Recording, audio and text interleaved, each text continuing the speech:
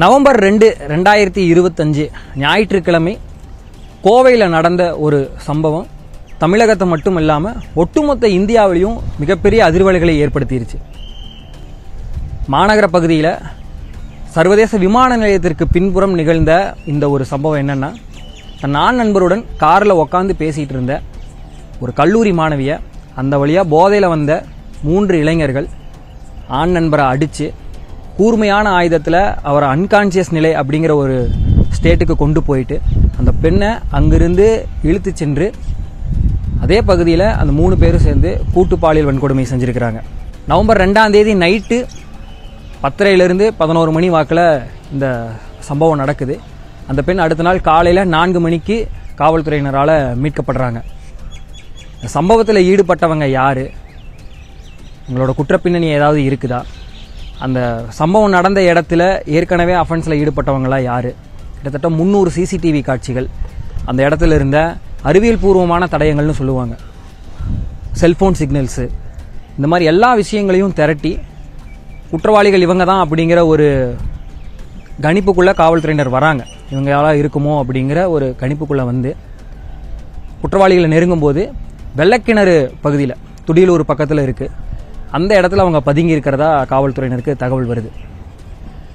அங்கே காவல்துறையினர் போகும்போது தனிப்படையினர், பீளமேடு காவல் நிலைய ஆய்வாளர் அர்ஜுன் தலைமையிலான ஒரு தனிப்படையும், சரவணம்பட்டி காவல் நிலையத்தைச் சேர்ந்த ஆய்வாளர் ஞானசேகரன் தலைமையிலான ஒரு குழுவும் அவங்கள நெருங்குறாங்க.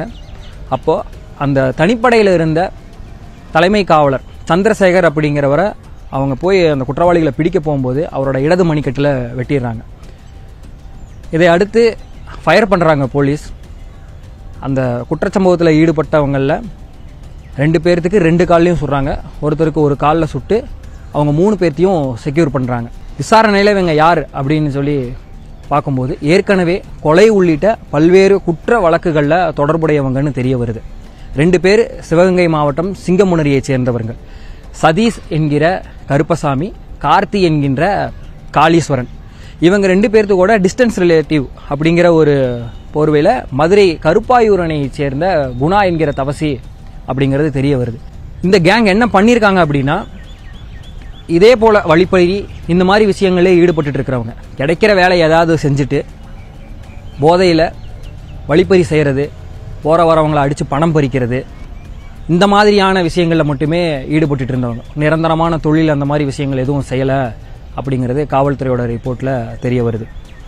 சம்பவம் நடந்த அன்னைக்கு பெண்ணுக்கு இப்படி ஒரு கொடூரத்தை அரங்கேற்றதுக்கு முன்னாடி என்ன பண்ணியிருக்காங்க அப்படின்னா, கோயில்பாளையம் பகுதியில் சாவியோடு இருந்த ஒரு வண்டியை எடுத்துகிட்டு, எப்போவுமே இந்த மாதிரி வழிப்பறி போன்ற குற்றச்சம்பவங்களில் ஈடுபடுற நபர்கள் அப்படிங்கிற ஆயுதங்கள், கூறிய ஆயுதங்கள், இந்த மாதிரி விஷயங்கள் எல்லாம் கையில் வச்சுருக்கிறாங்கன்னு சொல்கிறாங்க. அதை எடுத்துகிட்டு வந்தவங்க இருகூர் பகுதியில் தான் இவங்க அறை எடுத்து தங்கியிருக்கிறதா ஒரு தகவல் இருக்குது. கோவை சேர்ந்தவங்களுக்கு தெரியும், ஏர்போர்ட் வழியாக அந்த மண்பாதை வழியாக நம்ம போனோம்னா SHS காலனி அப்படிங்கிற பகுதியெல்லாம் தாண்டி இருகூருக்கு போகிறதுக்கு ஒரு வழி இருக்குது. ரூமுக்கு போகிறதுக்காக போன போது கார் நிற்கிறத பார்த்துருக்கிறதா சொல்கிறாங்க. கார் இருக்கவும் வழிப்பறி சம்பவங்கள் ஈடுபடுறவங்கிறங்காட்டிக்கு காரை தாங்கள் வச்சுருந்த ஆயுதங்களை வச்சும் கல் வச்சும் அடித்து உடச்சி உள்ளே ஒரு ஆண் மற்றும் ஒரு பெண் இருக்கிறத தெரிஞ்சுட்டு அவரை பயங்கரமாக அட்டாக் பண்ணியிருக்கிறாங்க. அந்த பெண்ணை விமான நிலையத்திற்கு பின்புறம் அந்த இருக்கக்கூடிய சொல்லப்படக்கூடிய அந்த இடத்துல கிட்டத்தட்ட ஒரு மிகப்பெரிய மதில் சுவர், அதை தாண்டி அதிக அளவில் புதர் இருக்கக்கூடிய இடத்துக்கு தூக்கிட்டு போயிருக்காங்க. அதிகாலை 4 மணிக்கு காவல்துறை அவங்களை செக்யூர் பண்ணுறாங்க. இந்த இன்பிட்வீன் கேப்பில் மயக்க நிலையில் இருந்த அந்த ஆண் நண்பர் அவரும் முடிந்த அளவுக்கு அந்த இடம் பூரா தேடி இருக்காரு. காவல்துறையினருக்கு 100க்கு தகவல் வருது இவர் மூலியமாக, இந்த ஆண் நண்பர் மூலியமாக நைட்டே தகவல் வருது. 11 மணியிலிருந்து 11:30 இது வாக்கிலேயே, இந்த டைம் வாக்கிலேயே காவல்துறையினர் அங்கே அதிக அளவில் குவிஞ்சிடுறாங்க. 100 காவல்துறையினருக்கு மேற்பட்டவங்க அந்த இடத்த முழுக்க தேடுறாங்க. அந்த இடம் மிகப்பெரிய 10 ஏக்கருக்கு மேலே இருக்கக்கூடிய காலி நிலம். நிறைய பேர் கிரிக்கெட் விளையாடுறதுக்கு யூஸ் பண்ணுறதாகட்டும், வாக்கிங் போகிறதுக்கு யூஸ் பண்ணுறவங்க, உள்ளூர் மக்கள் அதிக அளவில் பயன்படுத்தக்கூடிய ஒரு சாலை தான், பகுதி தான். ஆனால் இரவு 7 மணிக்கு மேலேயோ 8 மணிக்கு மேலேயோ அதிக அளவில் ஆள் அரவமற்ற ஒரு பகுதியாக தான் இருக்கும். அதே பகுதியில் தனியார் கல்லூரியைச் சேர்ந்த விடுதிகளை ஒட்டி இடங்கள் இருக்குது, அது கொஞ்சம் தூரமாக இருக்கும். விடிகாத்தால் 4 மணிக்கு அந்த பெண் ஃபைனலி ரெஸ்கியூ பண்ணப்படுறாங்க. இந்த விஷயத்துல போல்டா வந்து 2 பேருமே கம்ப்ளைண்ட் கொடுத்திருக்காங்க. பாதிக்கப்பட்ட ஆண் நண்பர் தன்னை இப்படி ஒருத்தன் வெட்டி ஒரு கேங் இந்த மாதிரி பண்ணியிருக்கிறாங்கன்னு சொல்லி அவரும் போல்டா கம்ப்ளைண்ட் கொடுத்திருக்காரு. பாதிக்கப்பட்ட பெண் துணிச்சலோட அவங்களும் எனக்கு இந்த பிரச்சனை நடந்திருக்கு, இனி யாருக்கும் நடக்காத அளவுக்கு இது இருக்கணுங்கிறக்காக போல்டா அவங்களும் கம்ப்ளைண்ட் தரக்கு முன் வராங்க. தனியார் மருத்துவமனையில் அவங்களுக்கும் சிகிச்சை உளவியல் ரீதியாகவும் மன ரீதியாகவும் அவங்களுக்கு சிகிச்சை அளித்த பிறகு அவங்ககிட்ட ஃபுல் டீட்டெயில் ரிப்போர்ட்டு போலீஸ் வாங்கினாங்க. வாங்கினதுக்கு பிறகு வழக்கு பதிவு செஞ்சு கேங்ரேப் உள்ளிட்ட பிரிவுகளின் கீழே வழக்கு பதிவு செய்யப்பட்டிருக்கு. கிட்டத்தட்ட இவங்களை பிடிக்கிறதுக்கு என்னென்ன மாதிரியான முயற்சி காவல்துறையினர் எடுத்தாங்கன்னு சொல்றாங்கன்னா, 300க்கும் மேற்பட்ட சிசிடிவிகளை பார்த்துருக்கிறாங்க. அந்த சிசிடிவி காட்சிகளை மட்டும் வைத்துக்கொண்டு அது போக சீக்ரெட் இன்ஃபர்மேஷன் சிலது கொடுத்துருக்காங்க. பாதிக்கப்பட்டவங்க 2 பேர்த்துக்கிட்டையும் 100க்கும் மேற்பட்ட இந்த வழிப்பறி கொள்ளை உள்ளிட்ட சம்பவங்களில் ஈடுபட்டவங்க, இவங்களுக்கு நேர்ந்த கொடூரம் நடந்த இடங்கள்ல ஏற்கனவே இது மாதிரி குற்றச்சம்பவங்களில் ஈடுபட்டு சரித்திர பதிவேடு குற்றவாளியா இருக்கக்கூடியவங்க எல்லாத்தையும் காமிச்சு ஐடென்டிஃபை பண்ணி இவங்க தான் அப்படின்னு இந்த குற்றச்சம்பவத்தில் ஈடுபட்டவங்க இவங்க தான் தெரிய வந்ததுக்கு அப்புறம் தான் இந்த 3 பேரை நோக்கி காவல்துறையினரின் விசாரணையும் தேடுதலும் போகுது. 7 தனிப்படை அமைச்சிருந்தாங்க. அதுல 2 தனிப்படை தான் இவங்களை வந்து சுற்றி வளைச்சு பிடிச்சிருக்கிறாங்க. 1 மாத காலத்துக்குள்ளேயே இது தொடர்பா குற்றப்பத்திரிகை தாக்கல் செஞ்சு இந்த கொடூர சம்பவத்தில் ஈடுபட்டவங்களுக்கு உரிய தண்டனை வழங்கப்படும் அப்படின்னு சொல்லி முதலமைச்சர் ஸ்டாலின் தரப்பிலையும் தெரிவிக்கப்பட்டிருக்கு. தனிநபர் சுதந்திரத்திலேயோ அவங்களுக்கு இருக்கக்கூடிய பிரைவசிலையோ யாரும் தலையிடக்கூடாது அப்படிங்கிற ஒரு கருத்தை ஸ்ட்ராங்கா காவல்துறையினரும் சொல்லியிருக்கிறாங்க.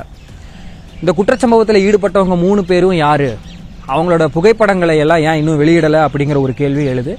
காவல்துறை தரப்புல என்ன சொல்லியிருக்காங்கன்னா, ஏற்கனவே பல்வேறு குற்றச்சம்பவங்களில் தொடர்புடையவங்க, அவங்கள வந்து இப்பவே அடையாளப்படுத்தி காட்டிட்டோம்னா அது அவங்களோட அடுத்த கட்ட நடவடிக்கைகளுக்கு பல்வேறு பிரச்சனைகளை கொண்டு வரும். அதாவது குற்றவாளிகளுக்கு அது வேற ஏதேனும் ஒரு சாதகத்தை ஏற்படுத்திடும் அப்படிங்கிற ஒரு விஷயத்தையும் சொல்லியிருக்கிறாங்க.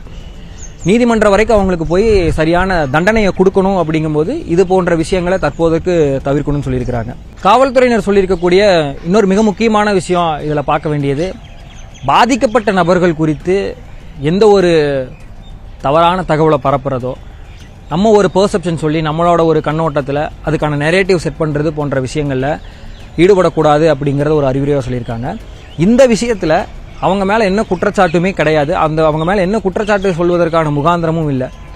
ஒருத்தங்க இருந்து பேசுகிறாங்க அப்படிங்கும்போது அவங்கள போய் அட்டாக் பண்ணுறது அப்படிங்கிறது சட்டப்படி தவறு. ஒருத்தங்க இந்நேரத்தில் இங்கே நின்று பேசக்கூடாது, அங்கே போய் பேசக்கூடாது அப்படிங்கிறது யாரும் நம்மளை ரெஸ்ட்ரிக்ட் பண்ண முடியாது. அதுக்கான ஒரு தேவையும் யாருக்கும் இல்லை. அப்படி இருக்கும்போது இந்த மாதிரி தனிநபர் சுதந்திரம் குறித்து யாரும் பேசக்கூடாது அப்படிங்கிற ஒரு அறிவுரையும் காவல்துறையினர் கொடுத்துருக்காங்க. இந்த சம்பவத்தை பொறுத்த வரைக்கும் பாதிக்கப்பட்டவங்களுக்கு உளவியல் ரீதியா என்னென்ன தேவைகள் அவங்களுக்கு வேணுமோ அவங்கள இந்த சம்பவத்திலிருந்து வெளியே கொண்டு வருவதற்காகவும் அவங்களுக்கு என்னென்ன மாதிரியான விழிப்புணர்வு, அவங்களுக்கான தேவையான அறிவுரைகள், உளவியல் ரீதியான சிகிச்சை எல்லாத்தையும் கொடுப்பதற்கு காவல்துறையினர் அனைத்து நடவடிக்கையை எடுத்திருக்கிறதா சொல்றாங்க.